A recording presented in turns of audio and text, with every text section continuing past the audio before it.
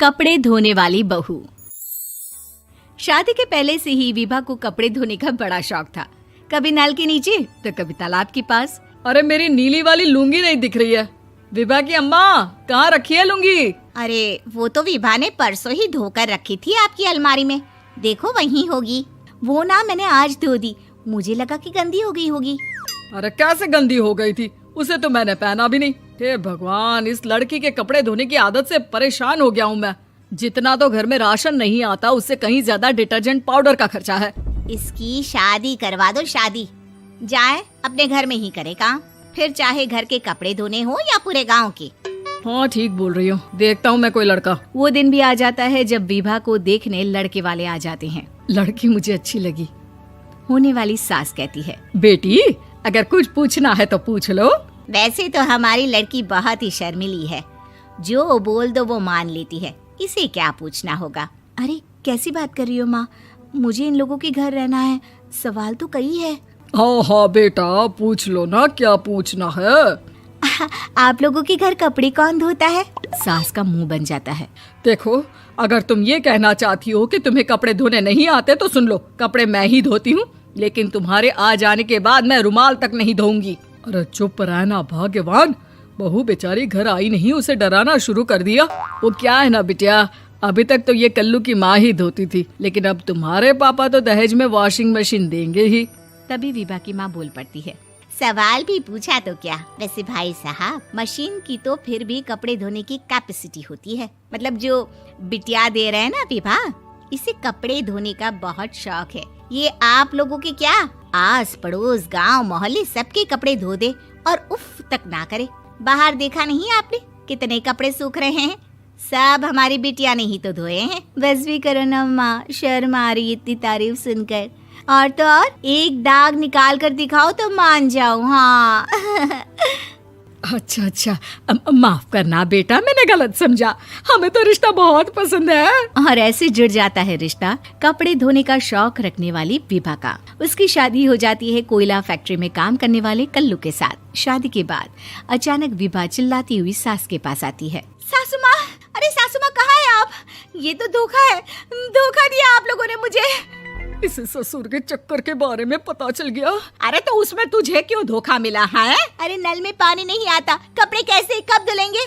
अच्छा, तू पानी नहीं आ रहा उसकी बात कर रही है। तो आपने क्या सोचा? कुछ नहीं। अच्छा, तेरी माँ ने कहा था कि कपड़े धोने का शौक है तुझे, याद आया मुझे। शौक बोलकर कपड़े धोने वाले मेरे जुनून को कम ना आके सासू माँ, कपड़ा धोना मेरा गुरूर है।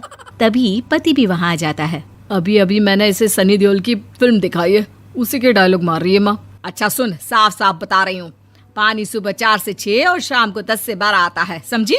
विभा टाइमिंग सुनकर हैरान हो जाती है। ये क्या भूतों का मोहल्ला है? सुबह 4 बजे उठकर कौन कपड़े धोता है? 4 बजे टंकी में पानी जाता है, फिर सारा दिन धोना ना, किसने मना किया? अरे कैसी बात कर रही हैं? 200 लीटर की टंकी में कितने कपड़े धो लूंगी मैं? सुबह ही उठ जाऊंगी मैं। अब क्या था, विभा सुबह 4 से लेकर रात के 12 बजे तक कपड़े ही धोती रहती। एक रोज सास पड़ोस से निकलकर कहीं जा रही होती है कि साथ वाली कहती है, हाँ कल्लू की माँ, जरा ये बताओ कि 2 साड़ी है, 2 ब्लाउज और एक पेटीकोट और एक नाड़े वाला लंबा कच्छा। हाँ तो? अरे तो क्या, कितना लोगी धुलाई ये बताओ। धोबन दिख रहे हैं हम क्या? हमारे पति सरकारी नौकरी से अभी रिटायर हुए हैं और बेटा सुपरवाइजर है कोयला फैक्ट्री में। धोबन समझ रखा है हमें? हाय रे कल्लू की अम्मा, माफ कर दो, वो तो मोहल्ले में यही सब बता रहे थे कि तुमने बहू को कपड़ा धुलवाने के काम में लगा दिया है। सास को पड़ोसन की बात सुनकर गुस्सा आ जाता है। वो घर पहुंचती है जहां घर के बाहर ही इतने सारे कपड़े सूख रहे होते हैं जितने कि किसी धोबन के घर पर। अरे ओ कल्लू की दुल्हन, बाहर निकल। माँ जी यहीं आ जाओ, बाथरूम में चादर धो रहे हैं हम। अरे अभी हम धोते हैं, तुमको बाहर निकलो। ये आस पड़ोस वाले बोल रहे हैं कि हम बहू से कपड़े धुलवा कर उसे कपड़ा धोने वाली बना दिए हैं। अरे छोड़ो ना माँ जी, किन लोगों की बातों में आती हो? आस पास के लोगों का तो काम ही होता है कि वो किसी तरह सास बहू को लड़ा दे। बहू सारे घर के कपड़े धोती है, ये क्या कम है? बोलिए। सास को भी लग जाता है कि वो बहू का ये सनकीपन नहीं छुड़वा सकती, इससे अच्छा है कि खुद ही चुप हो जाए। एक रोज सास और बहू मंदिर जाते हैं, जहाँ सास की साड़ी वहाँ खड़ी भीख मांगने वाली से मिलती है। माँ जी क्या बात है, आपकी साड़ी उस भिखारन से कितनी मिल रही है ना? हाँ हाँ देखो तो, दोनों की साड़ी मिल रही है। क्या बात है कल्लू की अम्मा, तुम खुद को तो अफसर की बीवी बताती हो और ऐसी सिंपल सी प्लेन साड़ी पहनकर घूमती हो। सिंपल और प्लेन नहीं है ये साड़ी। तो क्या सोने के धागे से फूल बने हैं? कुछ भी सासू माँ, कुछ भी। हाँ बने थे इस साड़ी में सोने के धागे से फूल। मेरे पति लेकर आए थे मद्रास से स्पेशली मेरे लिए 10,000 की। ताहे भाई साहब इस भिखारन के लिए भी सेम टू सेम साड़ी लेकर आए होंगे 10,000 की। सास उस वक्त तो कुछ नहीं कहती, लेकिन बहू के साथ घर आती है और अलमारी से एल्बम निकाल कर लाती है। ये साड़ी देख रही है, ये वही साड़ी है जिसे मैंने अभी पहना था। इस साड़ी में ये जो चमकदार फूल दिख रहे हैं ना, ये सोने के धागों से काटे गए हैं। लेकिन तू लोकल वॉशिंग मशीन ब्रश से घिस घिस कर सारे फूलों को निकाल कर साड़ी प्लेन कर दी। मुझे माफ कर दीजिए सासू माँ। और तो और, जब मैंने तुझे तेरी गलती के लिए कुछ नहीं कहा, लेकिन तूने तो सबके सामने मेरा मजाक ही बना दिया। क्यों? बहू को समझ में आ जाता है कि अब से उसका कपड़े धोना बंद।